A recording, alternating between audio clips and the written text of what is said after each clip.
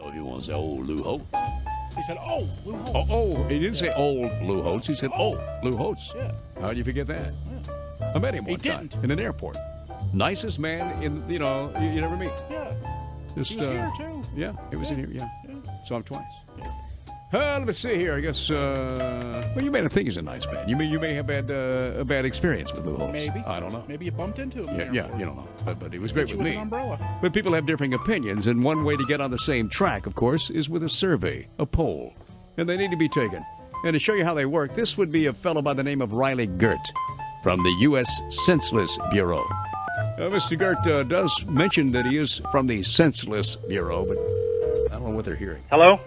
Hello, you're on the air with Riley Gert in the U.S. Senseless Survey. This is a follow-up to our survey conducted a few years ago, and we'd like to ask you a few questions. I'm sorry, who is this again? My name is Riley Gert, calling with the U.S. Senseless Department out of Washington. Okay. All right, I'm sorry, go ahead. Should there be a scale for rating the strength of breath mints?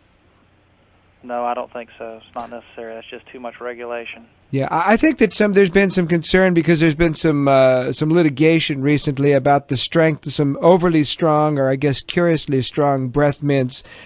People claim that they actually burn their tongue. Well, then we're talking totally different types of, conditions there then. Right. Under those conditions, if someone does claim they had a tongue burn from a breath mint, would you think a scale would be appropriate? Yes, if that type of regulation is required, then obviously, yes, it would be necessary. Okay. Next question. Do you know whether or not your medical insurance covers the treatment of ice cream headaches? No, I sure don't. Okay. I would think that'd be a silly question to begin with because that's just temporary type of setback. It's not any type of permanent damage resulting from that, is there?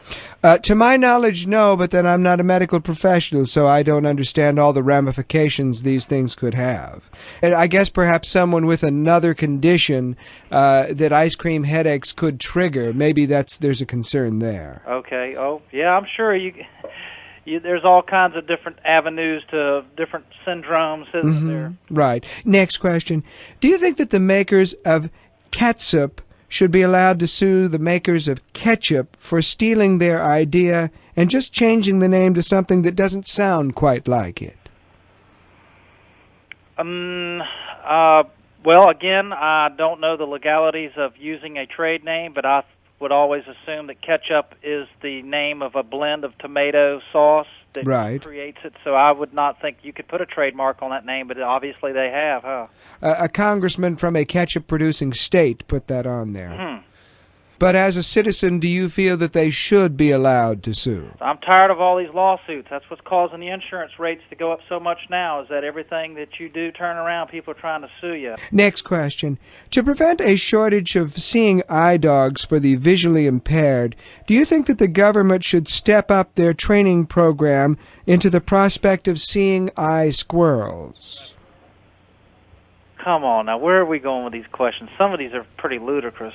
No, just senseless. Seeing eye squirrels? Well, I guess the concern is that for a lot of people who are visually impaired, that, for instance, when you ride the bus, you have the dog, which takes up a lot of space if it's a large dog, and someone had suggested that the squirrel could actually fit into a special cage or a briefcase, thereby it wouldn't be taking up the space and inconveniencing others. I could see possibly the use in confined spaces, but out in public, how would a squirrel be able to lead someone through a traffic or congested area in public? Well, I guess, the advantage that squirrels have is they make that little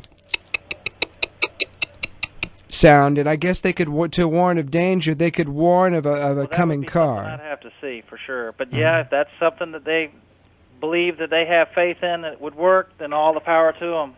Next question. If Superman and Lois Lane were to have a child, do you think that the super strong baby in Lois's womb would bruise or possibly kill her with its kicks?